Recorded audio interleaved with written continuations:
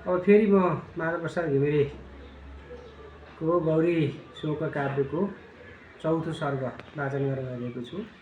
यसको शीर्षक छ आऊ अन्जुली 3 बारको जलको। सेलायो उनको चितार दिनको ज्वाला निभ्यो पश्चिम। यो छाया छविको डुब्यो दिन डुब्यो रङ्गिन त्यो जीवन। थोत्रो देवल सुन्ने सानो दुनिया सारा अँध्यारातिर। जाऊ हे सखी साँझको शिखरको प्यारी उज्यालोतिर।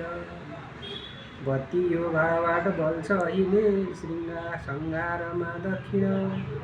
बाल्थिन् यही घरभित्र बत्ती घरकी लक्ष्मी उनीकै दिन।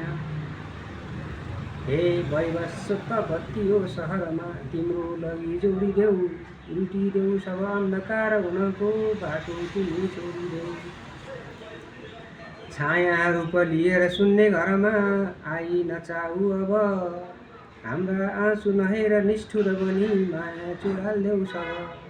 हल्का प्वाखा उचाल झार भुइँमै धुलो र मैलो जति। जाऊ सुन्दर शान्त देश पुतली हे ज्योतिकी सन्तति। लाऊ अन्जुली 3 बार जलको खाएर जाऊ सखी। एउटा फुल चुडेर दिन्छु दिलको ल्याएर जाऊ सखी। आँसु आज पुछेर दुःख सब यो बिर्सेर जाऊ सखी।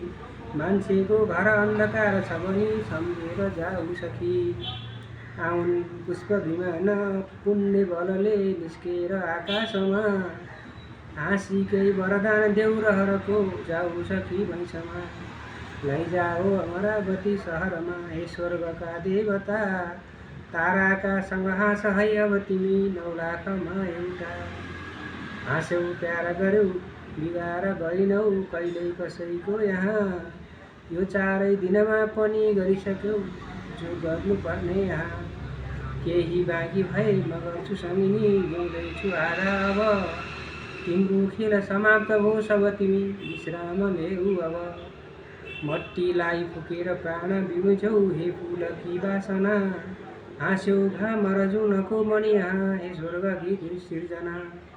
देवी जोवनमै गयो मिलेन यो मट्टी बिसाइकन। हाम्रै जित छ प्यार 4 दिनको पायौ महापावन। टाढा निर्मल मौन शान्त गहिरो आनन्दले दीपित। तिम्रो शाश्वत धामभित्र भवको पर्दा खसाली सुत। एकै बार जहाँ सुतेर कहिल्यै पर्दैन है बिउझन। बल्छन् बाहिर जुनकिरी सत जहाँ 9 लाख तारा गण।